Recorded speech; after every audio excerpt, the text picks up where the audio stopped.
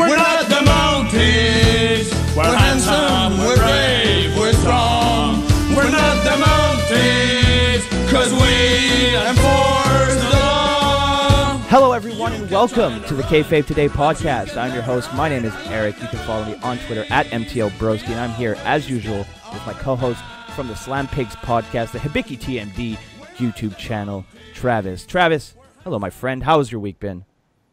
Oh, my man, it's good to be back. After my test run last week, round 2 for me, back here on Kayfabe Today. I had a pretty decent week. Could have been better, but yeah, it was a week, I guess. You can follow me on Twitter real quick at the Hibiki TMD. Like Broski said, check out Hibiki TMD on YouTube.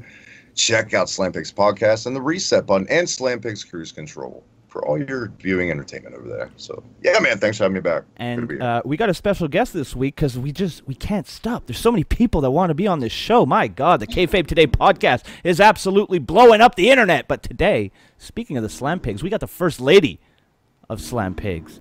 We got Kristen here today. How are you doing, Kristen? Welcome to the Kayfabe Today podcast, your debut. The pyro has gone off. Well, I guess not because we can't afford it anymore. But we had some sparklers. We know we played a cassette tape of your music, and you're walking down to the ring. How does it feel to be on the Kayfabe Today podcast, and how was your week? Thank you for having me first and foremost. Week has been pretty good. I actually went to Florida SuperCon today. She met my darling Leva. Oh, my God. Well, apparently you and Travis are going to be fighting we have over to who's share now. I'm here. That's true. We have to share. She's not just mine on the show anymore. I'm all right with that. I can share with Travis. If I was going to share with anybody, it would be the erotic one himself. That's for sure. The Can-Am Delights, the baby. erratic or the erotic? Call us for a reason. The Can-Am Delights running a train on what? God. Orgasm Express all night long, baby. Oh, so it's been a pretty eventful week. Oh wait, sorry. Well, so how was the Florida SuperCon, Kristen? It was awesome. I'm gonna admit I had kind of a ratchet moment. I'm sorry, I'm not gonna sit there and pay a shit ton of money for autographs and pictures. Like I sat there with my phone 90% of the time. Yeah, sending a text. Click, picture. Click, picture. Click, picture. Click, picture. I mean, literally, there were people there. I kid you not. Like they're jumping in front of people's cell phones. No, you can't fucking take a picture. Are you serious? Jesus Christ! Yeah, good luck with that. Especially all the guys who are like 6'5" on like stilts and shit, being like, click. Subtle guys. And then me being short, so it's like, oh, ready? Yeah, you could just like fit between everybody and like no one pays attention. I like it. Exactly.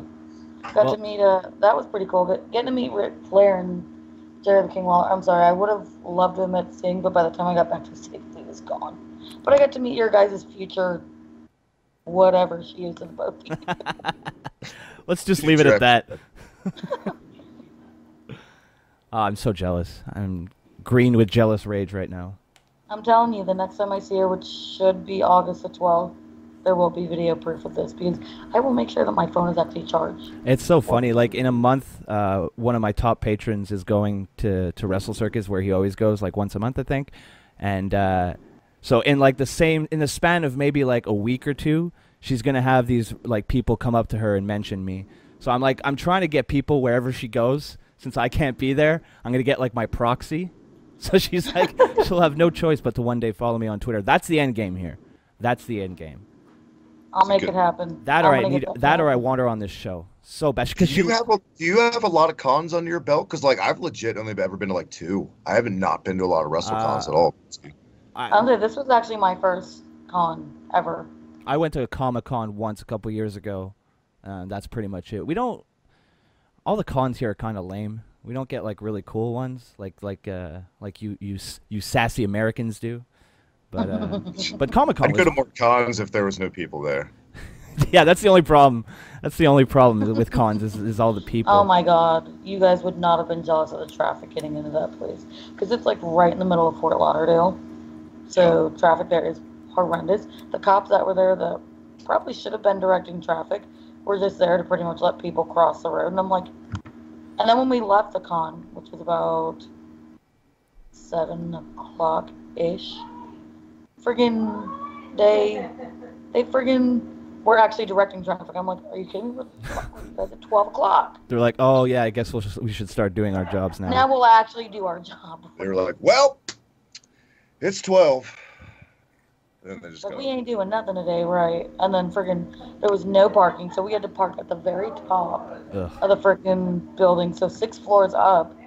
Are you kidding me? And the elevators didn't work, so walking down the stairs actually wasn't that bad, but walking back up, forget it. Hey, it could have been razor blades and hot lava, but you met Leva. I mean, that was the end game, like Broski said. Worth it, in my opinion. All that stress. I'm gonna have to agree. I would put myself through that intense stress just to get 5 minutes awesome. with Miss Pants. Super sweet. Yeah. She really is. Like I have a couple of like I've mentioned many times before, because I'll mention it without anybody even really bringing it up. But she's done an intro for my channel, and that was really sweet. And then Jay got her to film a little thing for me last time he met her, and she's always so fucking nice. And then with one time on Twitch, she said my name and I had heart palpitations. I could barely handle it. I honestly think that if I met her in person, I'd be speechless, which I know sounds hard to believe. You'd be a super mark. But yes, I would, but I'd be one of those super marks that was like quiet about it. I wouldn't freak out and start crying, right? Oh my god, there was a little girl with a little girl was Lita today. Oh my god, you guys would have laughed. There was a little girl with Lita and she was like jumping up and down. It was so cute. Every time I see her, like one of my tweets on Twitter, I think I have like epilepsy for a second. I just get so excited. I don't know. One thing that I think is one thing that makes me laugh is that she'll like pretty much every tweet I mention her in until I mention I want an interview. Then it's radio silence. Oh yeah. It's radio silence. But the other day, she did like a tweet when I said that my and Travis's goal, since he was my new co-host here, was to get her on the show, and she liked that one, so that's progress. That was a menage a tweet. We both got liked to that. I was a menage a tweet. Sir. Oh I enjoyed it. I just want to say off at the top of the show here, I'll be joining Logan over at the Futures of Wrestling podcast. Don't fuck with me. Don't talk behind my back or else I'll take your show away. So I'm going to be starting to do that with Logan. I'm very excited to do that. One of my followers told me an incredibly cute story about her and her wife this week, and I'm going to share it with all of you because I got a good laugh out of it. Now, when they first met,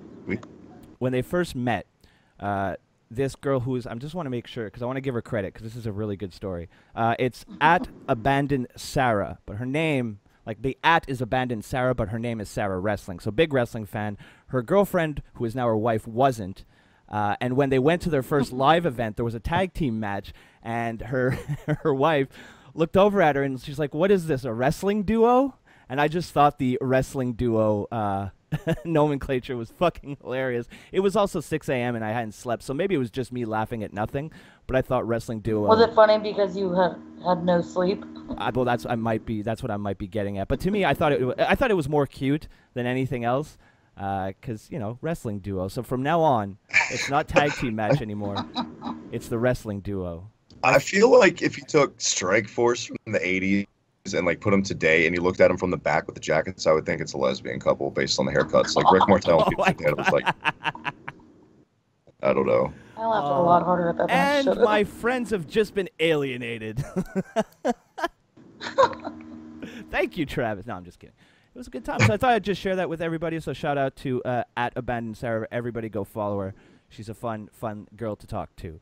Now, on some business at hand.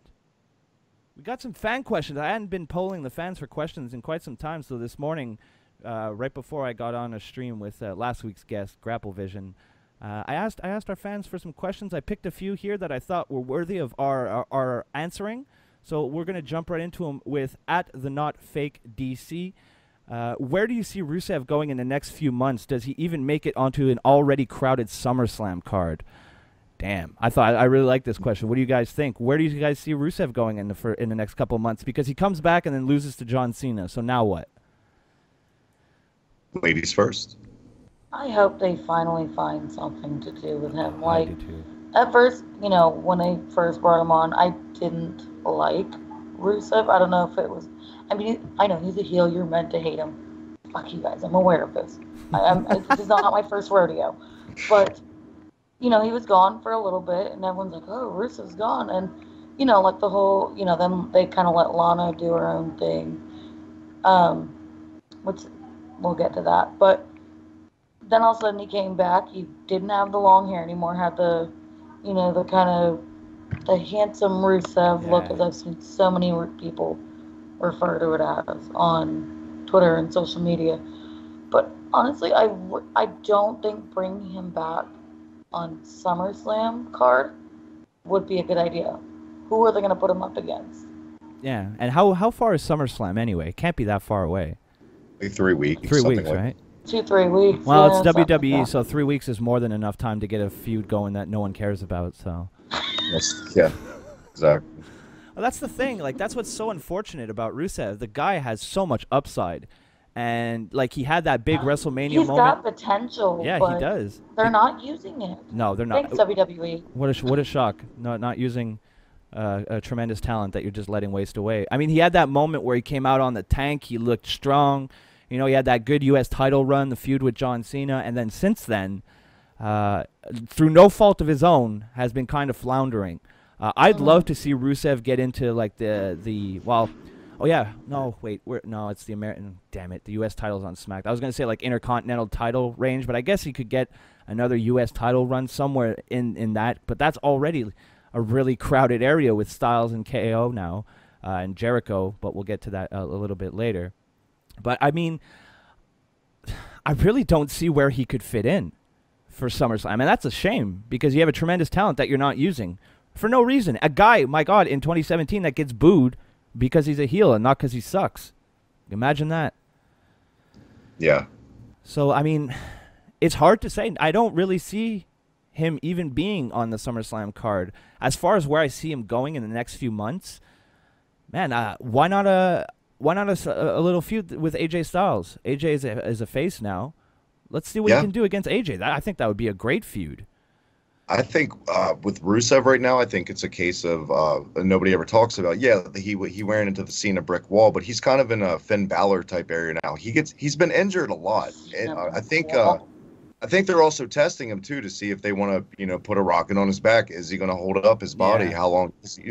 At the same time, yes, that's what I would do too. I put him with Styles after SummerSlam.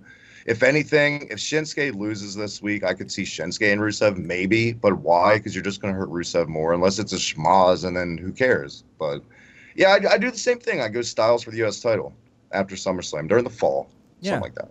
Get a nice little program going.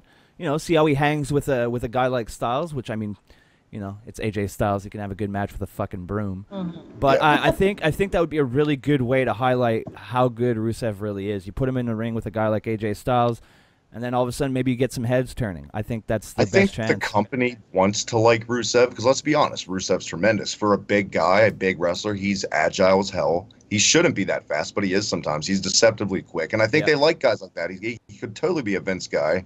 But I think they're just testing the waters with his body right now. I think that's more of a case why it feels like he's stagnating. I mean, he's only been back for not even a whole month, I don't think. So hopefully it's greener pastures. Do you think bringing him back and putting him in a feud immediately with Cena and then losing, do you think that hurt him, or do you think he can recover? I don't think it hurt him because he's already lost to Cena. More or less, it was just a waste of time, so it made him feel irrelevant. Like they could have just had it that night on SmackDown as feel like to drag it out. We've said it. We've said it so many times on this show, but that flag match should have happened on the 4th of July when it actually would have mattered. Mm-hmm. But we'll get to that very, very shortly here. So thank you for that question. That was a good one. I really like that one. Up next, we got my broski at Panda HQ Sky. Go give him a follow. Excluding the obvious main event choices, who desperately needs a heel/face turn? Dean Ambrose needs to turn heel, and he needs to do it against Seth Rollins. I like. You just don't want to see a Shield reunion ever. No, I don't. I really don't. There doesn't need to be one. There really does. Not now, anyway. You got Roman killing it in the main event. Rollins and Ambrose really aren't doing anything right now. So why don't you build upon this whole, are they friends again? Are they not friends again? And then they'll make it seem like they're friends, and then Ambrose turns on Rollins. And I think that would freshen them both up. Kind of switch the roles of when the Shield initially broke up. For me, it's Dean Ambrose, because when I go back and I look at the Dean Ambrose in the Shield, and then I look at Dean Ambrose now, it makes my little broski heart cry. Because when the Shield was together, Dean Ambrose was my guy. He was my pick to be the breakout star. I mean, and if you go back and look, there's a pretty good reason for me thinking that. He was the promo guy. He was the kind of face of the Shield, whether anybody wants to admit it or not. He was the leader. He was John Moxley. He was John Moxley. They let him be that. And then when he turned face, he started, and it's the same thing over and over again. The thing that really hurt Ambrose for me was his feud with Chris Jericho. And it's not because of Chris Jericho, and it's not really even because of Dean Ambrose. It's because of the piss-poor booking of Ambrose goes to the ring, calls out Jericho, gets his fucking ass handed to him week after week. Remember that cage match they had like a year and a half ago that was the shits? It had like weapons in it or something. It was supposed to be, I think it was at like an Extreme Rules maybe. Yeah, and the only reason people remember that match and kind of praise that match, despite it being fucking terrible for 99.9% of it, was the thumbtack spot by Chris Jericho. That's the only reason people are talking about that today. You take away those thumbtacks, no one's talking about the what the fuck was it? The Ambrose Asylum match? Was that what it was called? I think so, or something like but that. if you think about it, there's only been a couple big thumbtack spots in the history of WWE, and that's definitely not one of the first to come to your mind when you think about them. No, definitely not. I think more of Randy Orton flying through the air, landing on the thumbtacks, and immediely sitting up, shaking. And you know what made that spot so brutal? Because he slid when he hit the fucking... I don't want to talk about this anymore. Okay, my bad. Your listeners have thrown up, probably. Yeah, that was such a fucking rough spot to watch.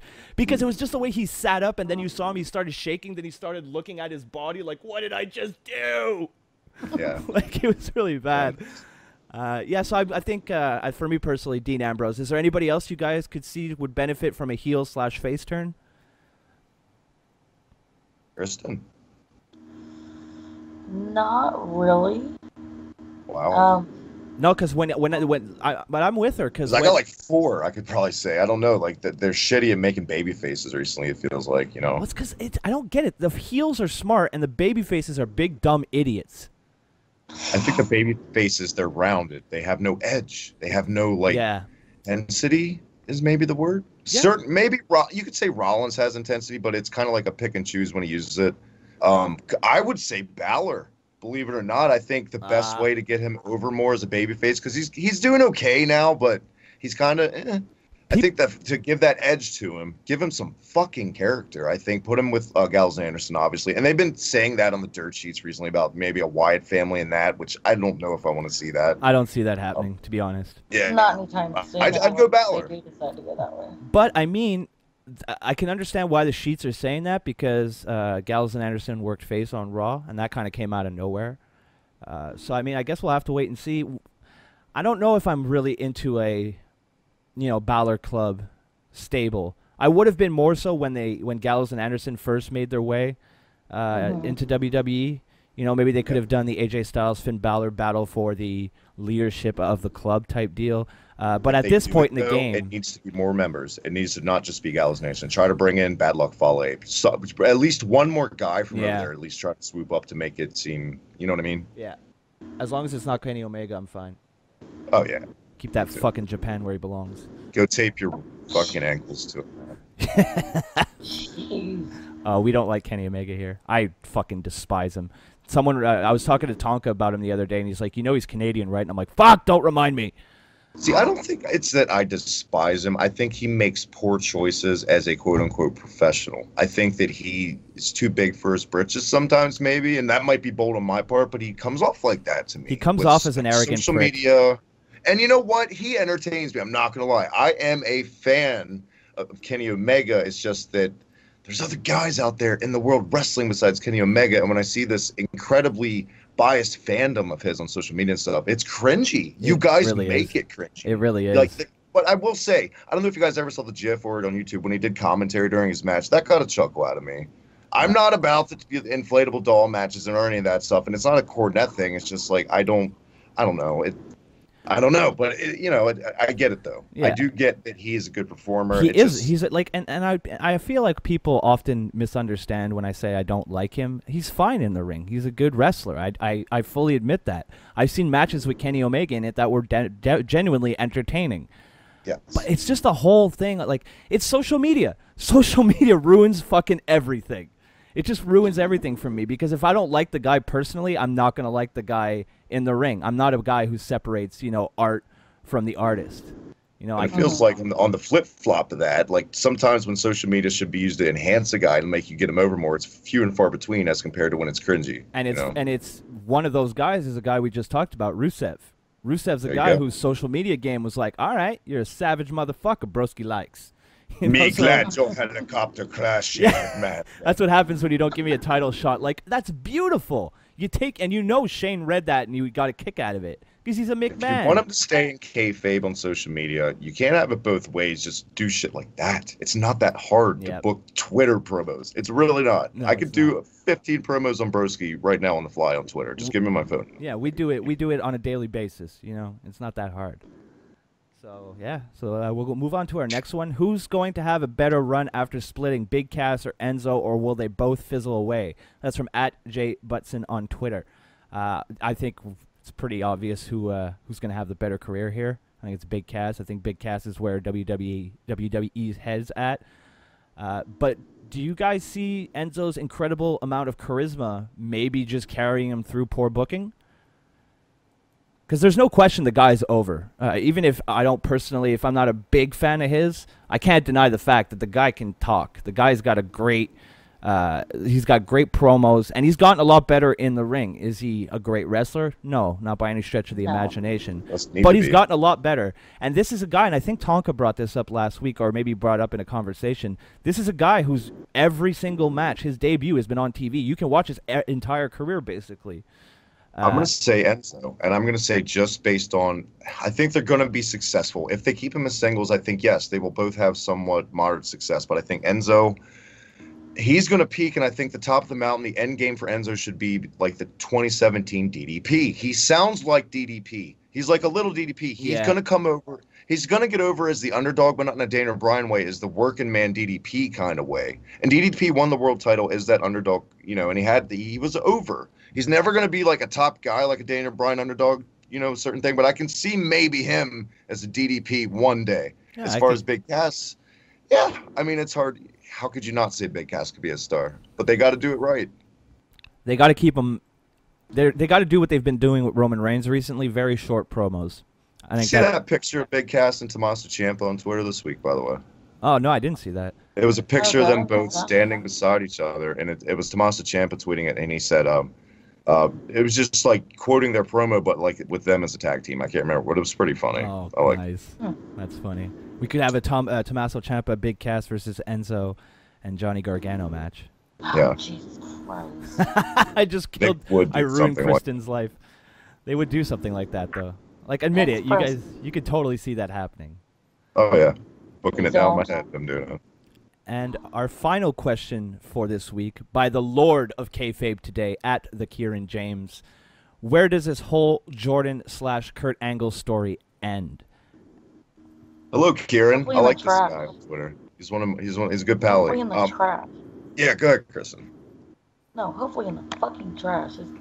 The storyline is garbage. It is garbage. I'm not a big fan. I would have rather had fucking Dixie Carter. I would have too. The whole big reveal thing. Hey, y'all. We say that now. We say that now, and then she's gonna pop up, and then we're gonna be like, "This sucks." And I don't know. Like I said before, I think it's kind of early with it. This wasn't good what they did this week. Yeah, they're not doing a good job of it so far. Hopefully it ends with Jordan. Like, I see it happening with him going heel. Like, I think Tonka said that too last week. Yep. And getting him over as a heel in the end. But he comes off as like an all-American guy. It's kind of hard to see him as a heel. But maybe he's got it in him like Neville did, and we didn't know. So yeah, who knows? It could be. I see it. I mean, yeah, it's predictable, but it's that classic story of, big, strong relationship, sours over time, eventually leading to a turn. I mean, you're never there for me, Dad. Blah, blah, blah. Yeah. He goes from I just want to find my real father to like he'd had a nap and then he was like, hey, wait a minute. You owe me a shitload of Christmas presents. For some reason, I was driving on the interstate this week, and like I was listening to shit on my phone plugged in, and it went out for a second because I lost service. And gave me a chance to think, and for some reason, I thought about booking the storyline while driving on the interstate. And I was thinking, like, how was that booking meeting in the back? Like, does anyone know if Jason Jordan has a real father? You think Triple H approached him? He's like, So I hear you don't really have a dad, kid. I got an idea. That's awkward. Like, how does that feel? Like somebody look that up and verify if I'm going to do it when we get off the show, but I'm just wondering if he really has a father. But did you guys see that picture? It was like Kurt Angle's birthday, like right after they announced that they that they were like, and like he thanked all of his children, and then like the comment section was all like, "What about Jason Jordan? What about Jason?" It's like I was like, God damn! Sometimes you internet marks are the worst, but that was fucking hilarious. Yeah. Call him out. You just left out what? You left out your son because he's black and you're ashamed? How dare you, Kurt Angle? Oh, Jesus H. Well, did this need to happen? No. No. This is like, why is this happening? This is the best thing. WWE has nothing else to do. Like, I don't know. I gave it a chance and they fucked it up already like week one. I'm not giving up, but I'm just saying I see this continuing going south week by week at this rate because it's just like, I think maybe they know it's kind of bad, so they're now like, are they gonna like fucking break the third wall and like do dumb shit with it? I don't know. Who knows? We all want it. We all want it. Like, you know, at the end of the day, we all want it to be good, but we have very good reasons for, you know, being like reserved, and we just sit here and well, we hope it's gonna be good, and it's not off to a great start. I gotta say that you gotta look at it, you know, and be like, because I mean, like the whole build up to it was so beautiful, and then I felt like the announcement was just like a big wet fart. I was just like, As oh, really? Usual, WWE and a big angle like this, 9 times out of 10, the initial angle is executed well. Like when they did the embrace and showed emotion, it's executed well. It's the follow-up that they can never deliver on. It seems ever. You know what I mean? And I'm convinced it's a case of too many cooks in the kitchen. It's too many people with their hands in the pie. Well, it seems lately it's just one cook fucking up everything, and his name is Vincent Kennedy McMahon. Let's go ahead and say how dare like, you, pal? I watched Talking Smack for the first time. I hated it. Get it off. Like, God. That's not scripted. Oh, God. We need the other Vince in there, I guess. So thank you guys very much for the questions. Very good this week. They came with the fire. I like it. You see, I gave them a few weeks off, and they're like, "Hey, what's going on, broski? No more questions?" And I put the broski signal in the sky, and they delivered. So thank you, everybody. For your questions, go follow them. If you don't remember their ats, just rewind a bit. You know, I need the watch time. All right, so Battleground was a thing that happened. So we're gonna go through it really quickly. Well, yeah, that's pretty. All you hear is Kristen sighing. I was like, well, that was Battleground, everybody. We'll go through this real quick because at this point it's like it was last Sunday, so it's like forever away. Aiden English defeated Ty Dillinger in the kickoff match. Didn't watch it. Did any of you watch it? I didn't, and I like Ty Dillinger. But I'm happy Aiden English got a win. Yeah, I am too, but I didn't watch it. SmackDown Tag Team Championship match, which I'm going to say for me was pretty damn close to match of the night. The New Day defeated the Usos to become the SmackDown Tag Team Champions. Do you guys like it being back on the New Day? Yes, I do.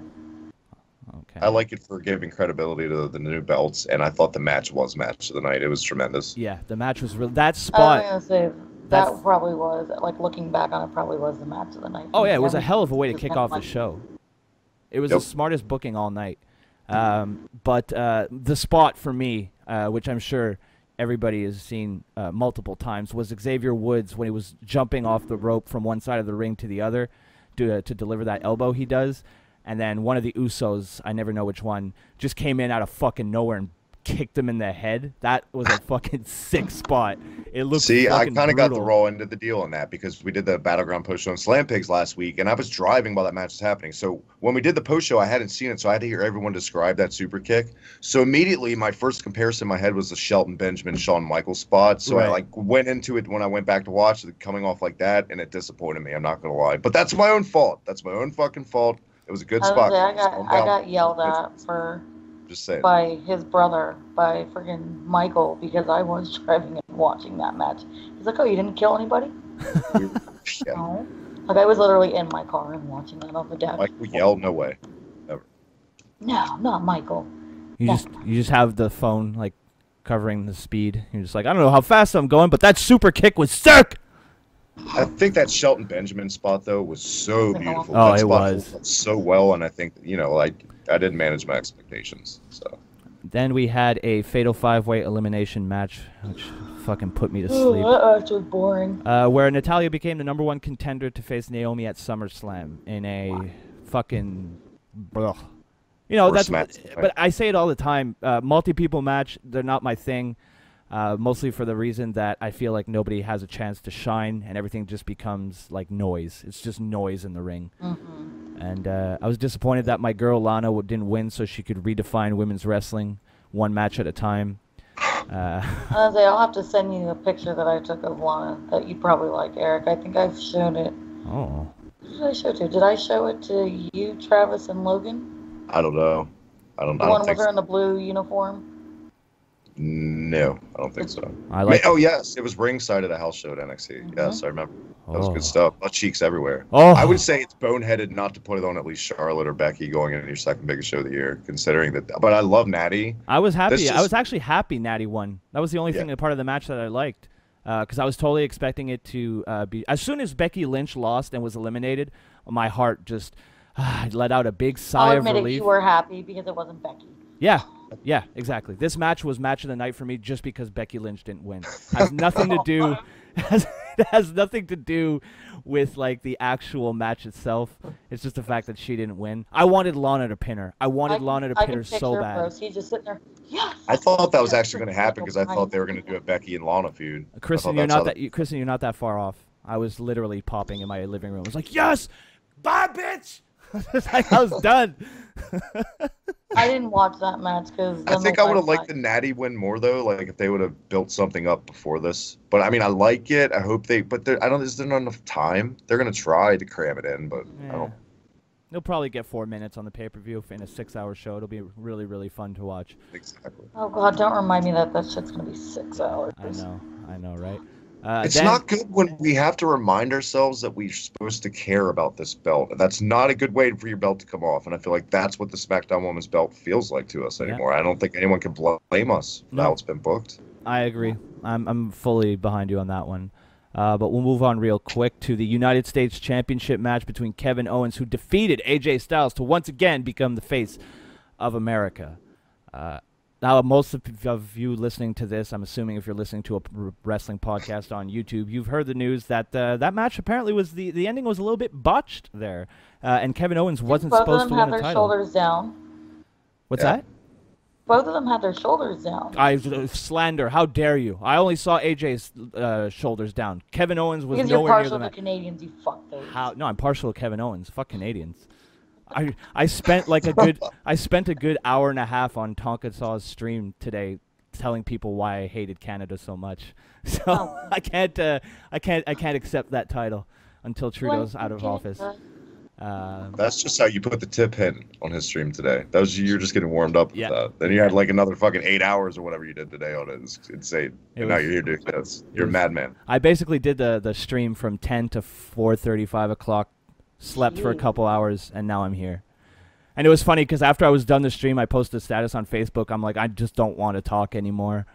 You have to do this. And that's all I've done all day is just flap my gums. So then we had the flag match where John Cena defeated Rusev, and this was hilarious because the what would you call the flag holder thingies that like where you were supposed to put the flag in, they weren't even connected to the stage. So why wouldn't you either burn your opponent's flag as soon as the bell rings, so then they can't you can't retrieve your flag, it's just a stick, or when they went to go, you just move the podium away. You got this, you can't put your flag. I don't know. What if you just go and kick the podium or fucking throw it off the stage and break it? Where are they gonna put the flag in? Oh, you're fucked now, brah. But this match I actually enjoyed this match. I thought both guys looked really good. What is it? The F. God, why am I? You see, lack of sleep. My brain. The F. No, not the F5. Eric, you idiot. The attitude adjustment. I'm sorry. Off the the AA off the podium, through the tables. That looked. Oof. That was brutal. You know what? Fucking paint by numbers match. But I'll go ahead and say it. For me, the biggest waste of goddamn time in WWE television all year. This was nothing. What came out of this? Now John Cena's immediately in the WWE title angle, and this was just filler for hey John Cena. You're back. Here's a win. Yeah, I agree. I mean, I tried to look at it from a standpoint of ignoring everything around it and just kind of try to enjoy the match. And I did. It was my second favorite match of the night. I thought they had a kick-ass 20-minute match. I totally agree on that. But it's just like, what's the point? You know, like when you're going into a match of this should have happened 3 weeks ago, it's just like, But I mean, I tried to put that aside. Yeah, I tried to put that aside, and I did actually end up enjoying the match. I'm a big fan of Cena. I'm a big fan of Rusev. So that makes one of us. Oh no. I'm sorry. I couldn't enjoy this match. Like when we were talking about it on the Slam Picks podcast, we bitched for 2 hours about how bad this pay-per-view was. But, yeah, the pay-per-view this was the match that I literally got up out of my room, went to go heat up my dinner, came back, and it was still going. And I just sat there and I was like, why? Well, for me, the sandwich match that I call it was the next one between Sami Zayn and Mike Kanellis. Oh, poor Sami. Poor Sami. I feel bad because I don't remember watching that match. Well, Didn't yeah. Sami go over at Battleground in this match? What's that? Yeah, Sami went over. Sami defeated Mike Kanellis. I don't know. Yeah, I think this is the one I enjoyed out of the 50 they've had already. Yeah. Okay, this one was apparently not memorable to me at all because I don't remember even watching it. I don't. Feels like the same fucking match. Like Wait, is that the one where he had the jacket with her face on the back? Yeah. I will say I like Mike Okay, Kanellis' White Angel better than the black attire. I think it presents him well as like a cocky prick like Shawn Michaels in '92. Well, that's the thing. That when he came out, I was like, "Wait, somebody's desperate to be Shawn Michaels." With like the hearts on his trunks, on his tights and everything. I was like, "Hey, look, Shawn Michaels is." Oh, wait a minute, that's not Shawn Michaels. His eyes are not in the same socket, so it's definitely not Shawn Michaels. That's right. I made a Shawn Michaels googly eye reference. Come at me at MTL Broski. Give me your hate. And then finally, our main event, the match that nobody saw because you couldn't see a fucking thing, the Punjabi Prison WWE Championship match between Jinder Mahal, who defeated Randy Orton thanks to the help of a returning, if is everybody ready? Great call. The Great Khali. Now, this match was so boring and so uninteresting to me that my completely legal stream died and never came back. Like 3 minutes into this match, and I was just like, I could try to find another stream, but I'm just gonna go watch something on YouTube, and that's what I did. I never even saw the end of this match, and then when people were like, Great Khali came back, I was like, yeah, that's not gonna do anything for me to come back. Like, I'm not I gonna did check have it to out. laugh though when I saw some of the pictures on Twitter where it was introducing your new champion and it had friggin' Great Khali holding the belt. I was like, oh god, no, do not give WWE creative any fucking ideas. Yeah, right? Please don't.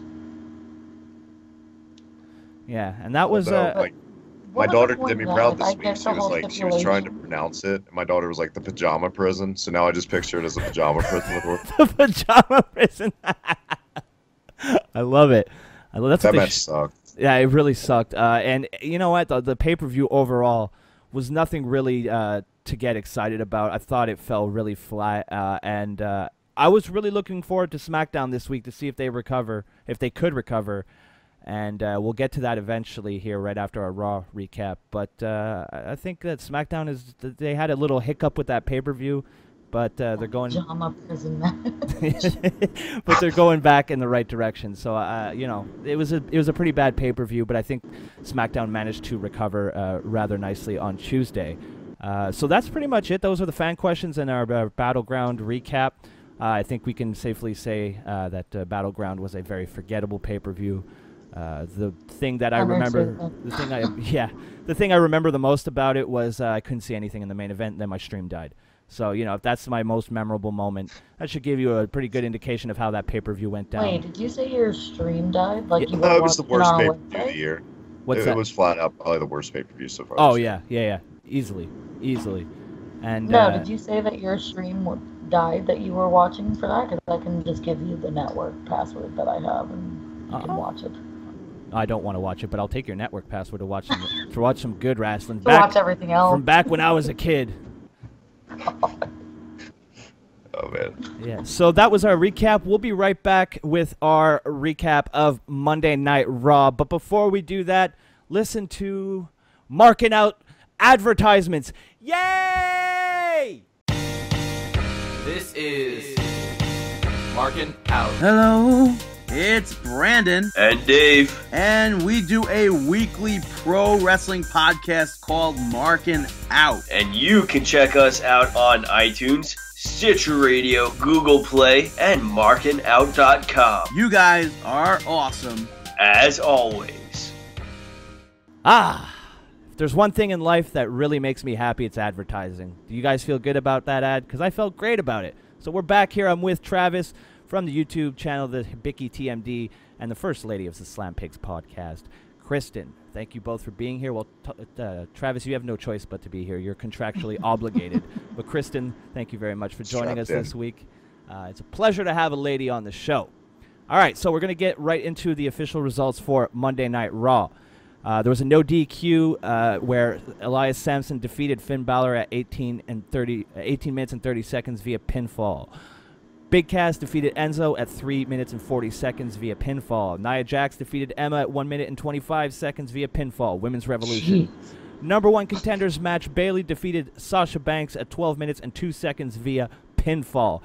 We'll get to this later, but I actually really enjoyed this match.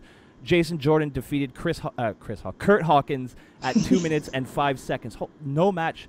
Okay, no, I was going to say no match has gone over 5 minutes, but we have one at 18 and one at 12. The Revival, Dash and Dawson defeated the Good Brothers, Anderson and Gallows at 8 minutes and 35 seconds. And then Dean Ambrose and Seth Rollins defeated The Miz, Curtis Axel, and Bo Dallas at 17 minutes and 18 seconds. So the show kicked off with Kurt Angle, who said he revealed his private issues last week so that he could move on, introducing the son he never thought he had, and announced that Jason Jordan was his son once again. Jordan will have his first match tonight on Raw, and he's giving him an opportunity. Nepotism. And the rest is up to Jordan. Now, as far as SummerSlam goes, and at this moment Braun interrupts him, he makes his way to the ring. Then we got Joe, who also made his way to the ring, as well as Roman Reigns. Now, they all want a shot at Brock Lesnar's Universal title at SummerSlam. And as we predicted here on the show last week, hashtag ahead of the curve, we're going to get a fatal four-way match at SummerSlam between Braun Strowman, Roman Reigns, Samoa Joe, and Brock Lesnar. Now, the one of course thing we are. We predicted that because we know everything, Eric. We booked their fucking programming. Exactly. They listen to the Kayfabe Today podcast. And Vince is like, God damn it, I like that Travis kid. What an addition. Get him on the books, pal. The one thing that I really remember from this segment was Braun Strowman absolutely fucking launching some poor security guard who I don't know if he was supposed to grab the top rope, but he clearly didn't, and he got fucking... Can you imagine that bump? That bump. He took a Jeff Hardy bump. That's what Jeff Hardy does. He doesn't hold on. No, and he killed everyone. Is it just me, or is Braun jumping off the screen more than any other fucking guy right now? Yep. And does he have the most momentum in all the company, you would say? Tons of momentum. Tons of upside, tons of momentum. The fans love the guy. And you know what? He's not hard to like. He's really not hard to like because he's that big meat. Like, are his promos good? No, they don't need to be. That's not what Braun Strowman does. He doesn't talk. He gives you one sentence that's quotable, like "I want to pile bodies," which I'm not so sure that's PG, but yeah, whatever. And and then he kills security guards, legit murders them. The one thing that bothered me about this segment is that Braun Strowman killed the entire roster. And then they brag about it on social media. And then they wonder, well, why isn't anybody getting over? Because you kill everybody on your roster with one dude. I get what they're doing. It makes sense because you want to make Braun a monster. But do you need to make Braun a monster at the expense of your fucking entire roster? And there was guys like Dash and Dawson out there. It's not like it was just the job guys like Hawkins and this crew. Job guys, it's fine. And then we get to other territory when you do that. It's when you're trying to push some other guys and then you put them in a brawl segment where they get absolutely destroyed when they really shouldn't. Well, why are you asking yourself questions why nobody's over at the end of the day? You dumb fucks. I mean, you got to you could sprinkle in like a mid-card guy in a brawl like that. You could at least somebody credible, I guess, as opposed to just like 8 Bo Dallases or something. But not a team that you're trying to build up, like the Revival. Why would you put them out there? Totally. Especially a tag team. Don't let them destroy a goddamn tag team. That's how they're going to make any tag team look. Exactly. So I think we can agree. This, for me, was the highlight of the night, and it was all downhill after this. Like, this was pretty... Do you think it's because you could maybe... Braun kind of resembles Ogre from Revenge of the Nerds, and you could see him maybe pulling off that likable babyface killer too, and because he's got that face. He was one of Adam Rose's Rosebuds, big lovable dancing guy. Big baby I face. think there's something about him. I'm telling you guys. Like I think a year from now, a lot of things are going to have happened with Braun if he stays healthy as far as his career, in a good way. Yeah, I agree. There's tremendous upside to the guy. First of all, he's like you said, Travis. He pops off the screen, and that's a rare trait. It's a very rare trait nowadays. He's got that big man feel. He's got that size advantage pretty much every time he steps into the ring. Every time he steps into the ring, really. So it's going to be fun to see where they take him. I'm really enjoying this. I think Samoa Joe is another one who's greatly benefiting from this feud. The guy looks fucking incredible. He's on the mic. He's probably the best out of all four. And then you have Roman Reigns, but I got to give Reigns credit. He's been doing these short, cocky, arrogant promos, and they work for him. Reigns is not a guy you want to have out there to kick off your show doing a 10-minute promo. He's the guy who comes down to the ring, looks pissed off, sounds like a prick, kicks some ass, and then leaves. If that's what they're going to do at Reigns, I'm all for it. Because I don't want to hear the goofy, suffering, succotash, tater tots fucking bullshit that he was doing a couple months ago. I don't want to hear that. That's not what he looks like. He looks like a guy who knows he can kick your ass, and he'll tell you about it in as few words as possible. Because he just wants to punch you in the fucking head. That's my take on Roman Reigns. And I think that's what they're moving more towards that, and I'm all for it. I don't want the goofy Dean Ambrose version of Roman Reigns. I don't. But that was a pretty hot segment. It moved on to something that, we see every single week now for the past 3-4 weeks. It's another Drifter Elias Sampson versus Finn Balor match. And I was like, here, let me tell you guys how this is going to go. Samson is going to start playing a song. Finn Balor is going to interrupt him. There we go. It's the same thing. Let him finish a song. He's fucking terrible, but let him finish a song. Come on now. Not Elias Sampson anymore, by the way. Nope, just Elias. It's just Elias. He's getting the diva treatment. Oh, I'm sorry. The women wrestler treatment. He's getting the Cesaro treatment. Yeah, he used to be Antonio. Okay. I liked his old music when That's right, Antonio Cesaro. Yeah. The Swiss rap song? Yeah. C'est vrai.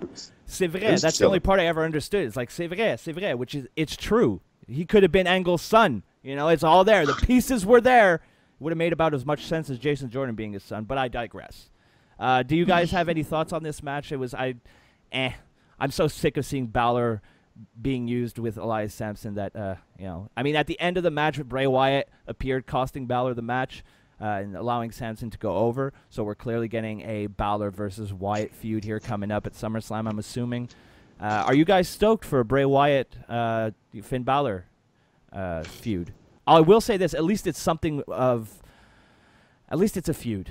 It's not just another random series of matches, but am I excited for it?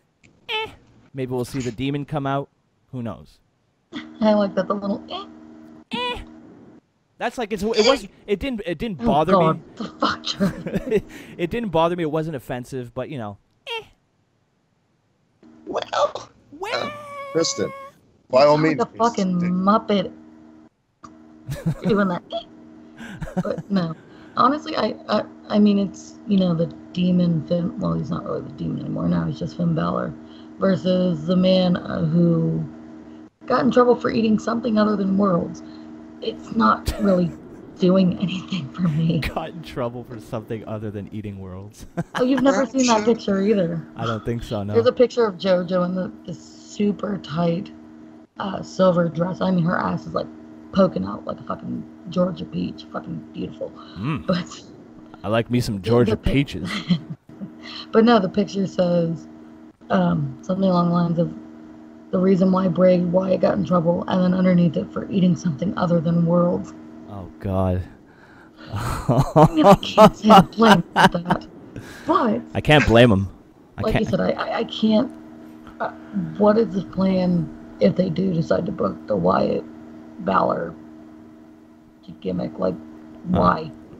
To put the Demon at SummerSlam. That's going to lead to his fucking appearance. I don't care. I give two shits about this feud. I really don't. Agreed. I'm in the same.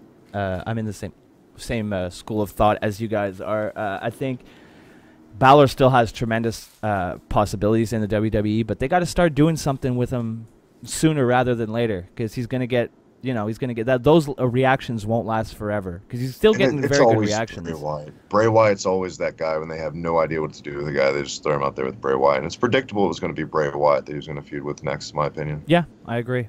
We go backstage where Renee interviews Kurt ahead of Jordan's Raw debut. It was cringeworthy. Emma interrupts and says that, maybe I should have been your son if I wanted an opportunity, which she got her opportunity, and we'll get to that a little bit later. Big Show meets with Enzo prior to his match with Cass, and Enzo says he has a new plan and he will bring the fight. That didn't exactly work out for him, which leads us to Enzo versus Big Cass, where Big Cass beat the shit out of Enzo for 3.5 minutes, and and it was all over. So, yep. So the question, the same match we had at Great Balls of Fire, exactly, except less competitive. So like Enzo's regressing. Yep. So, and then after the match, Big Show came to make the save, and failed. And Big Cass stood tall, which I think was smart. If you're trying to build up Big Cass, this was the right way to do it. They're clearly going for Cass, so, yeah. I think the sooner you get Big Show out of there, though, the better. I think agree. with any guy, for the most part. I agree. I can't say that. I would feel like this didn't do anything to advance Cass, Show, and Amore in any way. I mean, it was essentially a replica of last week's show. I mean, Cass isn't really nearly as over a heel as Amore is as a babyface. Yeah, I don't blame Cass at all. I just think at some point in time, guys that have been on TV forever, they turn into a channel changer guy. And that's no offense. And I hate to say that a guy about Big Show has been there forever. He has had good matches. He's been entertaining in the past. I just think when he comes on, it's like Mark Henry syndrome. Think about changing the channel immediately. Don't lie. Yeah. Because I do. Yeah. Yeah. And I mean, I'm not the biggest. Amore is good for firing up the audience. Cass essentially ran through the competition. I mean, you know how Vince is with fucking big guys. Are you not a fan of his generic wrestler number 17 theme? You're not a fan? Not. No? Oh. Well, I mean, if you eliminate Amore's promo work, you generally have a generic big guy. Yeah. Yeah, that's very true. Very true. Kind of bland in the ring as well. Very bland personality. But I think he can, given the right angle, I think both Cass and Enzo could have a nice future in WWE and give us some good stuff. But we'll have to wait and see. Speaking of squash matches, though, we had Nia Jax versus Emma, who completely got murdered in under a minute and a half, which was fun. Well, that's what she gets for fucking sitting there threatening to date Kurt Angle's son. So obviously, like, the backstory on this is like the tweet she put out like a week or so ago when she was complaining about being her anniversary and having nothing to do on the show. Yep. I kind of snapped at that on my tweet, and I was like, just be thankful you have a job or whatever, because it irritated me. But I can see this being an angle of playing into this quote-unquote reality era using social media in a way. If done right, they could do that, have her eat some pins, build it up storyline-wise. You could see, like we've been saying forever, like how Emelina failed on the mic this week. She kind of sucked. Yeah. I'm going to say promos aren't her strong suit. Actually, I think Emma's strong suit is her Instagram account. That's where her talents are. Lana's the perfect woman to have that Emelina quote-unquote gimmick right now. Yeah, definitely. Moveset-wise, personality-wise, I'm so glad. Because it doesn't suit Emma, I think, either. You know what I mean? No, I agree. It doesn't suit her whatsoever. I like the evil Emma. I really like that. I always have. Yeah, evil Emma. Yeah, well, that's her gimmick. She's evil. Oh, she's not dancing anymore. I'm good with it. Are you guys ready for this? Because next we had a 205 Live segment. Are you guys both ready for this? I really liked it. I really, really liked it. Go ahead. I can't see this, but I'm clutching my pearls. Tozawa calls out Daivari, but Neville arrives and runs him down.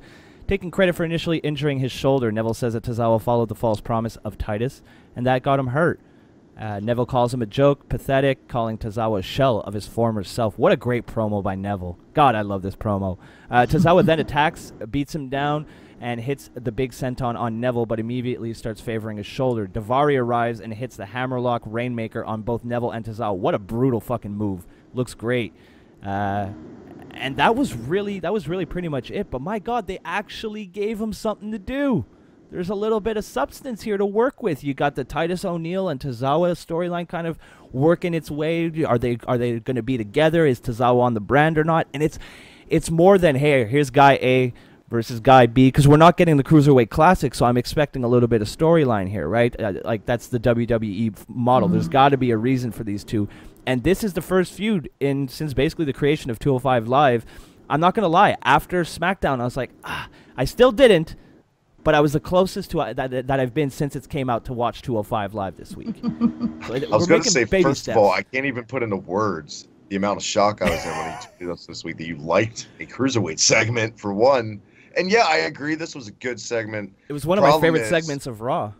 Problem is, she plugged our show, Cruise Control. The Kristen's also on. They didn't follow up with it well in the show. It was kind of a waste of time. And I don't know what the hell they're doing right now with the title in the division. That's such a shame. They don't even know. If anything, it's always good to see Neville get exposure on Raw. And I say, if 205 Live folds, I could see him in a U.S. or Intercontinental title picture at least. Yeah. But I'd have to say Daivari may not be the most, electrifying choice to really throw into the mix. But I guess it does kind of give a new, kind of unexpected element for fans to really pay attention to as the feud goes on. I mean, neither was Gender, and that's no way in comparing either of them because, the way they look. Because it's the same gimmick, basically, just different countries. But I'm enjoying Gender Mania, except for shitty pajama matches and stuff. Pajama prison matches. I hate them too. I'm open to change. We then go backstage with Bayley and Sasha Banks, who argue because women. And then... No, I'm just kidding. I mean, take your whore logic somewhere else. Go away. I think everyone's predicting a Sasha heel turn. I think they're going to blindside us with a Bayley heel turn, and I think she may be a very good heel. I hope so. I'd love to see it. We've never seen it, right? Bayley's always been that super sweet, give you a cavity. She's so sweet, babyface. So it would be nice to see what else she could do. The Sasha heel turn would be way too predictable. Sometimes things that are predictable doesn't necessarily mean that they're bad. We all know Sasha thrives as a heel. She's incredibly good at being a heel. She made a little girl cry, which is why I will love her forever as a heel. Especially considering who the little girl was. Oh, careful. She might find this podcast and send you some more hate on Twitter. And you know what? I don't think Sasha... Sasha's been... Yeah. The girl said it this week. Fuck Izzy. The girl said it this week. Fair game. It's fair game. There it is, ball game. But Sasha's been damaged since she's been on the main roster, but not as much as Bayley. I think Sasha's still somewhat better as a babyface right now. The fans tolerate Sasha more than Bayley right now. It's like they're turning their back on Bayley more and more every week because of the bullshit. But I don't know. I think it's going to be Bayley, and I think Sasha will be okay for now as a babyface still. She's capable. Yeah. We then go backstage with Ambrose and Rollins, who are meeting to talk strategy. Rollins is excited for the team to team up for the first time in 3 years, but Ambrose doesn't really give a shit about Rollins' game plan. And then Rollins says that they have 3 guys to worry about tonight, which Ambrose retorts with, "No, you have 3 to worry about. I have 4." I like that line. I really, really did. I thought it was a cool little line. Cue the Pornhub logo in the bottom right corner of this, and then watch it back. No. I agree. So that we move right into the #1 contenders match between Sasha Banks and Bayley.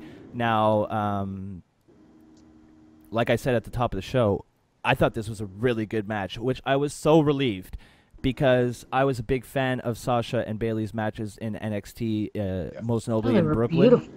And this was kind of like, it wasn't maybe not necessarily on the same level of those 2 matches, but given the matches that we normally see from the women week to week, this was fantastic. I was a big fan of this match. And they've needed you know what? If any 2 talents needed to pull off a really good match to appeal to people like us and like fans who appreciate that, it's these 2. And that always helps if they want to rejuvenate where they're at character-wise. That's an excellent point. I completely agree with that. They desperately needed this match more so than anybody else on the roster. Sometimes that's all it takes because it's wrestling. Yep. Imagine that. You have a good match and people like you again in wrestling. Huh. Weird. Holy shit. So this was a very, very good match. Very back and forth. A couple near falls to keep the crowd, guessing at who was going to go over. Eventually, Bayley did go over Sasha Banks, which I was surprised at. I had Sasha Banks pegged for this, but I think Sasha's face after that loss, you could tell it was like, oh. She was not happy. There's the seeds of dissension have been planted. Dun dun dun. What's gonna happen? What's gonna happen? That led us to Jason Jordan versus Kurt Hawkins. Sure did. Yep, sure did. Moving right along. There was really nothing really to talk about. Is nepotism a way to get a babyface over? Ever? Apparently. Did it work for fucking Bill Watts and Eric Watts? How'd that turn out? I mean, in any kayfabe reality father-son nepotism usually makes the fans hate. Ask David San Martino. Ask fucking Greg Gunn how nepotism angles work Or out. even I don't know. in more recent years, ask Eric Bischoff's son, Garrett Bischoff. Oh, ooh. You know? How'd that work out? Deep cut. Sorry. I apologize. No, I don't. No, you don't. No, I don't. We had the Revival up next versus Anderson and Gallows. Pretty forgettable match. Nothing too crazy here. You know, a standard tag team match, decent TV match, nothing to write home about. But it was weird seeing the Anderson and Gallows being baby faces all of a sudden. That kind of came out of nowhere, and I think that leads to the rumor mill of them turning face, joining Balor to go against the Wyatt family. I think there's a reason that you could believe that, and this was, maybe this is the start of the club. They should call themselves the Elite Club, Just to rub it in. Yeah, just take a I little think shot. my favorite part of the whole promo though, when they called Wilder and Dawson Nerd. Yeah, Just make them nerds. two like Steve Austin lights as baby faces. I Yeah. can see that. Pretty much. Yeah. So post-match, though, the Hardys came down to attack, and they cleared the ring of the Revival. So it looks like we're getting a Hardy Boys versus the Revival feud, which I'm more than fine with. Yeah. And I'd be okay with that. We know how I If the feel. payoff, eventually they have to do something. This nostalgia train has got to come to an end eventually. At least as a tag team. You can do Just a nostalgia broken train as gimmick. them as singles Yeah. still, but we also get an announcement that next week Jason Jordan will be on Miz TV, as well as a match of Samoa Joe versus Braun Strowman versus Roman Reigns. I hate that. Okay, so you're gonna add Lesnar to the final. You're gonna add a guy who can't go more than 6 minutes. Why are you putting the three guys who are in shape in a match a few weeks before your actual event? It makes no sense. It's so dumb. It's gonna take away from when you actually see all four because you're gonna compare it Exactly. when these guys have a good match. And I'm sick of always saying the same thing, but it needs to be said here yet again. Whatever happened to weeks and weeks of build-up, you get them in the same ring, you get them nose to nose, but there's never a punch thrown. You don't Now touch. you have a reason to watch the pay-per-view. Like, if I jerk off and I come, I'm not going to watch porn. So what do you do? What are you blowing your load early for? Gross analogy, I'll give it. But still, it's appropriate. Gross. I know, right? Self-love is not a bad thing. I'm all God, for what do you have? it. A bunch of pussies listening to your podcast? Slam tits. God damn. How dare you alienate my audience? They're going to unsubscribe. No.